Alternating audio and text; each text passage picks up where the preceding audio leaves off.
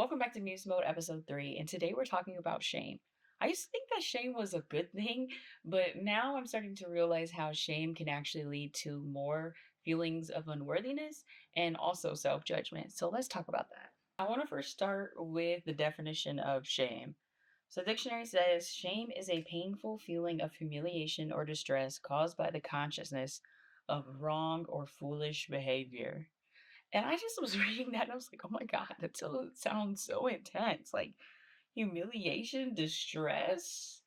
And I don't think that those are any things that we should want to feel. They happen, but I don't think it's ever something that we should be promoting. Like when I used to think that we should bring back shame and that we need to feel more shameful. I remember a few years ago when I was starting my inner work journey and I was watching one of my favorite YouTubers, and she was talking about how we needed to bring back shame. At the time, I was like, "Oh, yes, this is a great idea. People should be more embarrassed by their terrible choices." Like, yes.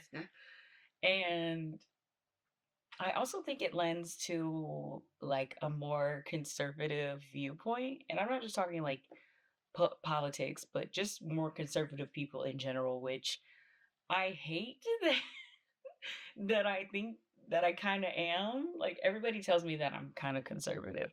Again, not talking politics, just my general approach to most things in my life is like through a more conservative lens. And I think that in a lot of the conservative spaces, and when it comes to conservatism, that shame has been used a lot in order to promote that conservative viewpoint. The last few months, I've been thinking more about shame.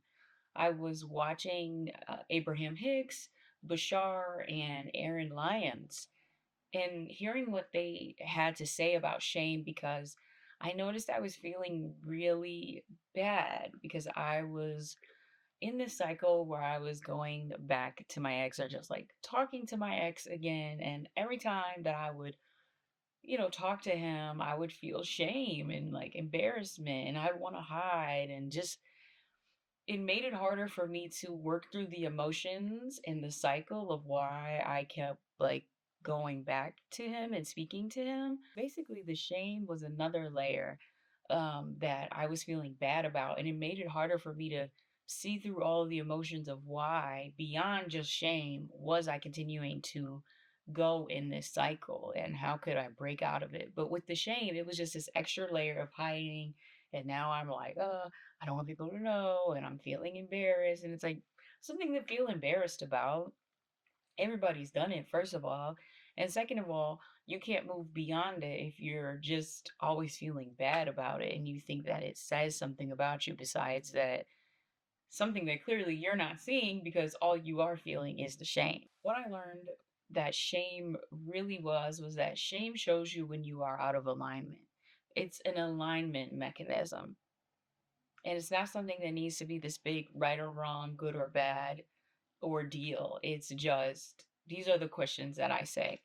Um, does it feel good or bad to you? Yes or no?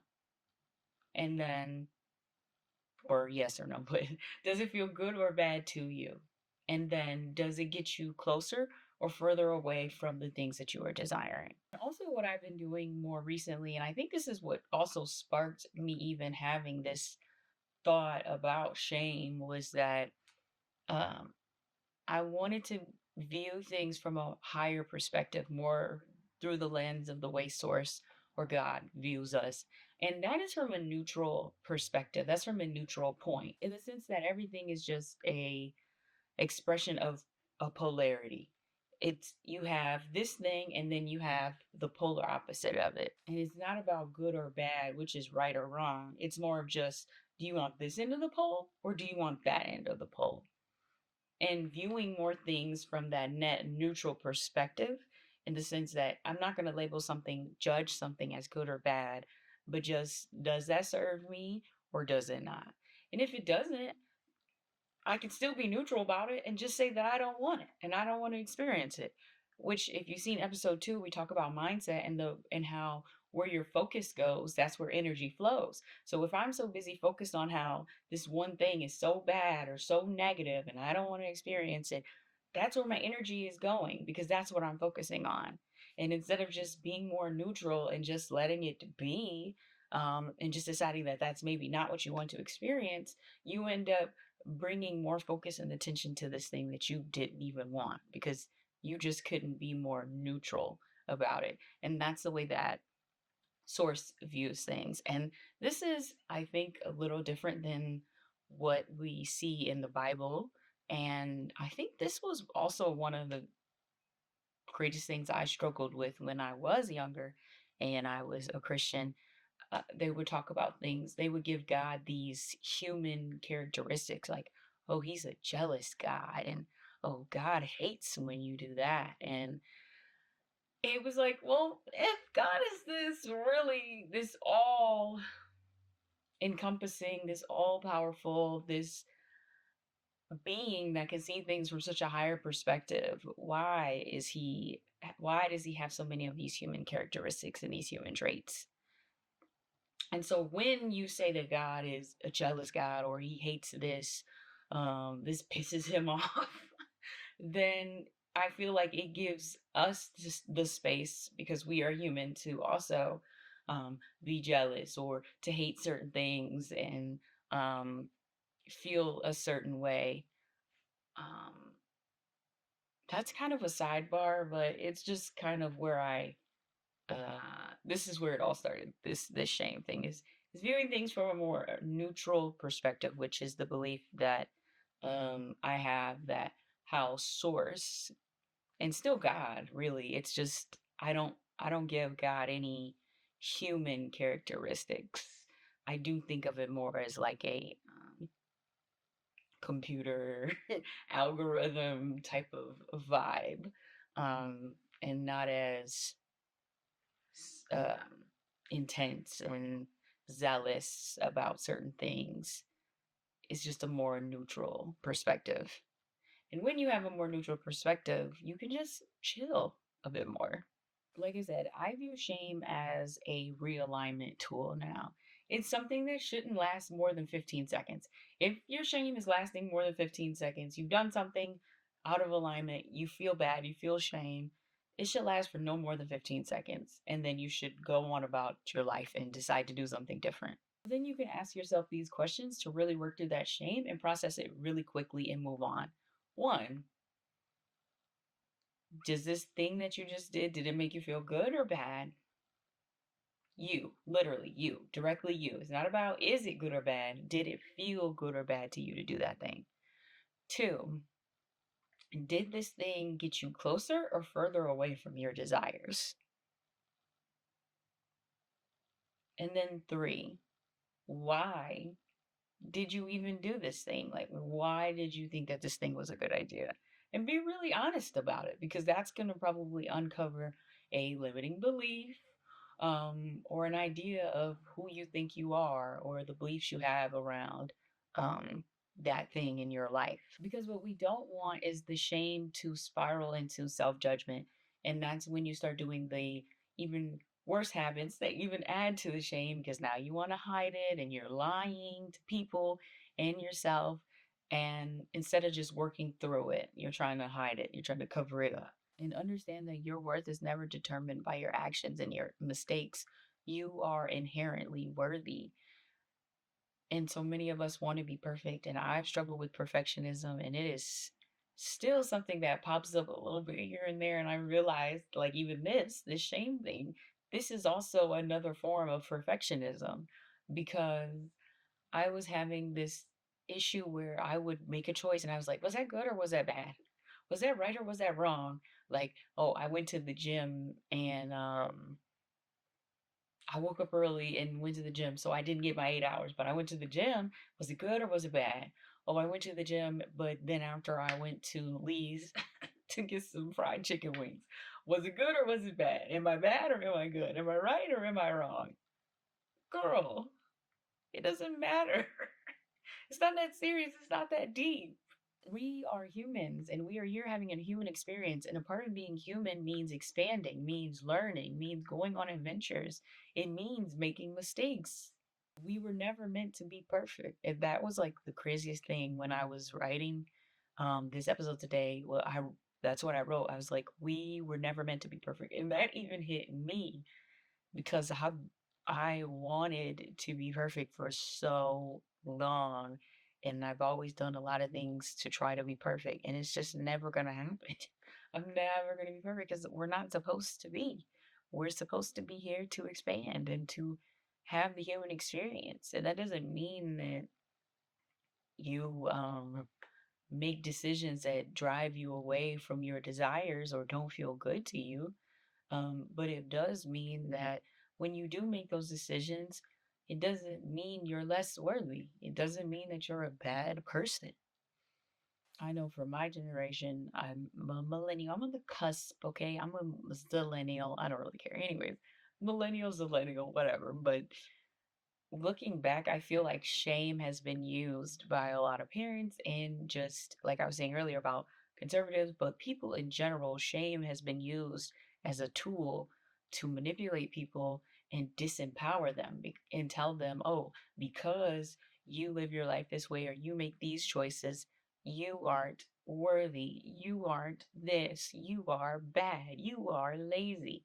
And it doesn't mean any of that. You give meaning to your life. You give meaning to the choices that you make. And I don't mean as, and I don't mean meaning like good or bad. I mean meaning as in who you are and who you are becoming and what you want to experience and create in this life. It's just crazy how shame has been used as a tool for manipulation and to disempower people. And I'm like, growing up in the church, there was so much shame. So much shame. Someone's got to run in their stockings, and it's like, how dare she? She's a lazy, dirty. She's a lazy, dirty.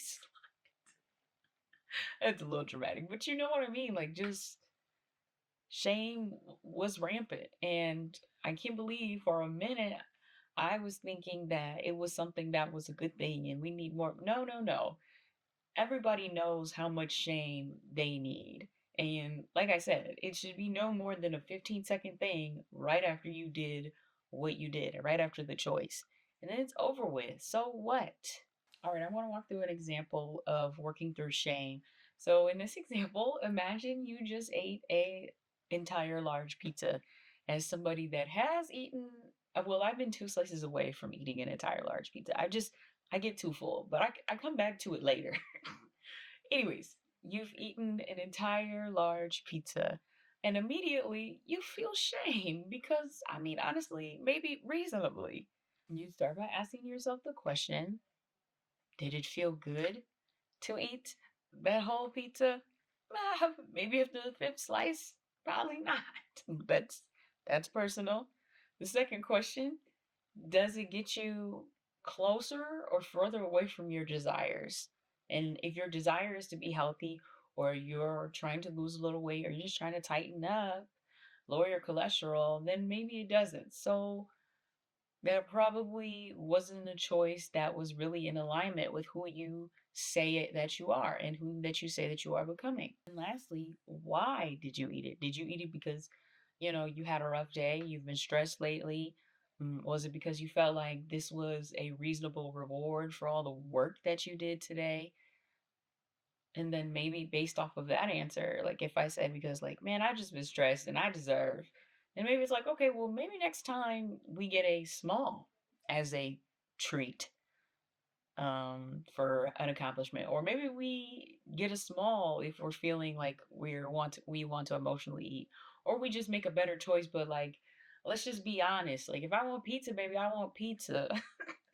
But again, this is different for everybody. But that's just what I'm saying. Like, start small. We don't have to overhaul everything today. And you ate the pizza, so what? So what?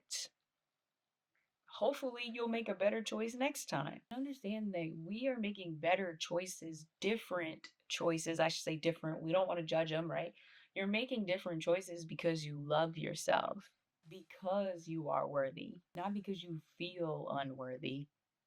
And even when you do make a choice that's not in alignment with who you say you are not unworthy because you did it. Everything I do now, I try to do it because I am worthy of that. Like, I've been brushing my teeth after every meal because I'm worthy of having a healthy mouth, like, and white teeth. I've been going to Pilates and I also go to a workout class at Planet Fitness because I am worthy, because I want the body that I want. It's not because I want to be perfect. It's because I am worthy of that. And because I do desire to be healthy. And I do desire for my body to look different than what it does right now. And that's okay. And that's really it. I mean, last thing I just want to say is that shame isn't necessary for growth, it is just a tool for growth. We're here to learn and expand and make mistakes, and that's just a part of the journey. So there's no need to beat yourself up or any of that. Just choose something different next time. And that's what this human experience is also about, is about the contrast. We experience things and then we decide, do you want more of that or do you want something different or do you want less of that or would you like it this way instead of that way? That's what we're here to do. That makes us the curator. That makes us the muse of our own lives when we decide what we want to experience. And there's no shame really needed in order to achieve that. Thank you guys so much for watching. Please be sure to like, comment, and subscribe. And also tell me down below, what have you released shame around recently? I will see you guys next time. Bye.